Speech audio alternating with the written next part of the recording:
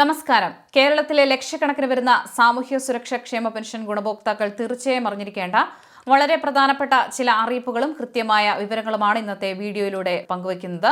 സംസ്ഥാനത്തെ അശരണരും സാധാരണക്കാരുമായ വലിയൊരു വിഭാഗം ജനങ്ങൾക്ക് ദൈനംദിന ജീവിത ചെലവുകൾക്കും മരുന്നുകൾ വാങ്ങുന്നതിനും വലിയൊരു ആശ്വാസമാണ് ഈ ക്ഷേമ പെൻഷൻ തുക. അതുകൊണ്ട് തന്നെ ഇതിൽ വരുന്ന ചെറിയ പരിഷ്കാരങ്ങൾ പോലും ഗുണഭോക്താക്കളെ നേരിട്ട് ബാധിക്കുന്നവയാണ്. പെൻഷൻ തുക വർദ്ധിപ്പിക്കുന്നതുമായി ബന്ധപ്പെട്ട ചർച്ചകൾ, വാർഷിക മസ്റ്ററിംഗ്, മൊബൈൽ നമ്പർ പുതുക്കൽ തുടങ്ങി നിലവിൽ ആളുകൾക്കിടയിൽ വലിയ രീതിയിൽ സംശയങ്ങൾ നിലനിൽക്കുന്ന സുപ്രധാന വിഷയങ്ങളെക്കുറിച്ചാണ് ഈ വീഡിയോയിൽ വളരെ ലളിതമായി വിശദീകരിക്കുന്നത്. ഈ വിവരങ്ങൾ കൃത്യമായി മനസ്സിലാക്കാത്ത പക്ഷം ഭാവിയിൽ നിങ്ങളുടെ പെൻഷൻ തടസ്സപ്പെടാൻ പോലും സാധ്യതയുള്ളതിനാൽ ഒട്ടും താല്പര്യക്കുറവ് കാണിക്കാതെ ഈ വീഡിയോ പൂർണ്ണമായും കാണാൻ എല്ലാവരും ശ്രദ്ധിക്കുക. നമ്മൾ ആദ്യമായി പരിശോധിക്കുന്നത് മുൻപ് പല ഘട്ടങ്ങളിലായി ഗുണഭോക്താക്കളോട് വരുമാന സർട്ടിഫിക്കറ്റ്, നോൺ റീമാരേജ് സർട്ടിഫിക്കറ്റ് അഥവാ പുനർവിവാഹം ചെയ്തിട്ടില്ലെന്ന സർട്ടിഫിക്കറ്റ് തുടങ്ങിയ ഔദ്യോഗിക രേഖകൾ സമർപ്പിക്കാൻ തദ്ദേശ സ്ഥാപനങ്ങൾ ആവശ്യപ്പെട്ടിരുന്നു എന്നതുമായി ബന്ധപ്പെട്ടാണ്. അർഹരായ ആളുകളിലേക്ക് തന്നെയാണ് പെൻഷൻ എത്തുന്നത് എന്ന് ഉറപ്പുവരുത്താൻ സർക്കാർ നടത്തുന്ന റാൻഡം പരിശോധനകളുടെ ഭാഗമായാണ് ഇത്തരം നോട്ടീസുകൾ അയക്കാറുള്ളത്. എന്നാൽ ഇത്തരം വ്യക്തിഗതമായ അറിയിപ്പുകൾ ലഭിച്ചിട്ടും പല കാരണങ്ങളാൽ നിശ്ചിത സമയത്തിനകം രേഖകൾ സമർപ്പിക്കാൻ സാധിക്കാത്ത വലിയൊരു വിഭാഗം ആളുകൾ ഇപ്പോഴും നമുക്കിടയിലുണ്ട്.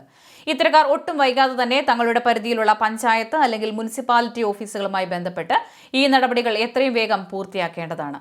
അല്ലാത്തപക്ഷം നിങ്ങളുടെ അപേക്ഷകളുടെ തുടർ നടപടികളോ പെൻഷൻ വിതരണമോ തടസ്സപ്പെടാനും അല്ലെങ്കിൽ പരിശോധനകൾ വൈകാനോ ഉള്ള സാധ്യത വളരെ കൂടുതലാണ്.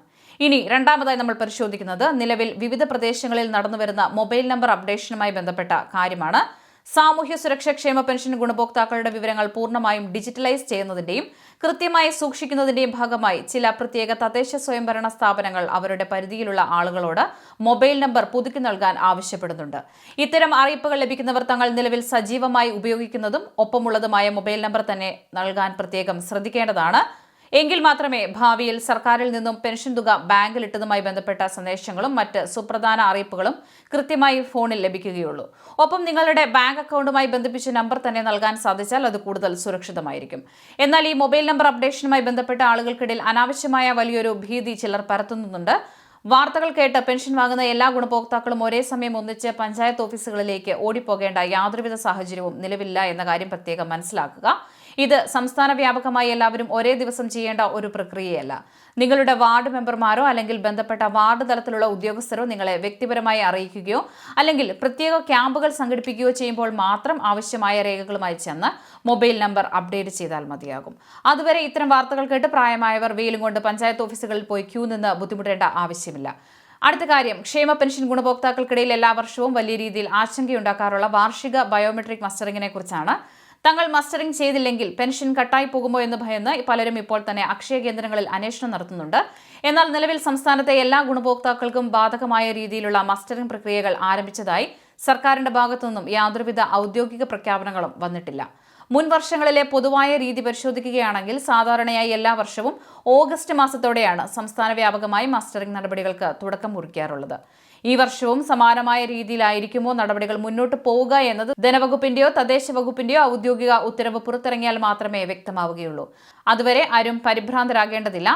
ഇനി നമ്മൾ പരിശോധിക്കുന്നത് ഗുണഭോക്താക്കൾ ഏറെ ആകാംക്ഷയോടെ കാത്തിരിക്കുന്ന 3000 രൂപയാക്കി പെൻഷൻ തുക ഉയർത്തുമെന്ന പ്രചരണങ്ങളെക്കുറിച്ചുള്ള യാഥാർത്ഥ്യമാണ്.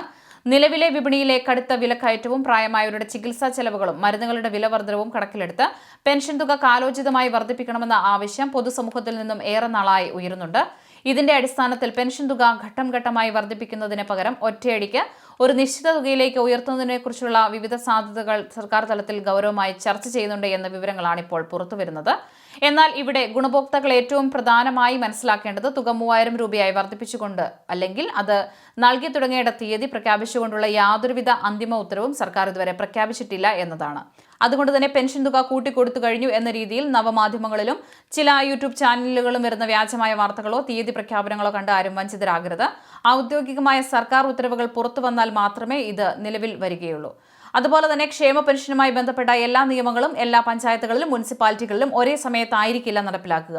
ചിലപ്പോൾ ചില പ്രത്യേക വാർഡുകളിലോ പ്രദേശങ്ങളിലോ മാത്രമായിരിക്കും തദ്ദേശ സ്ഥാപനങ്ങൾ അടിയന്തരമായി രേഖകളോ വിവരങ്ങളോ ആവശ്യപ്പെടുന്നത്.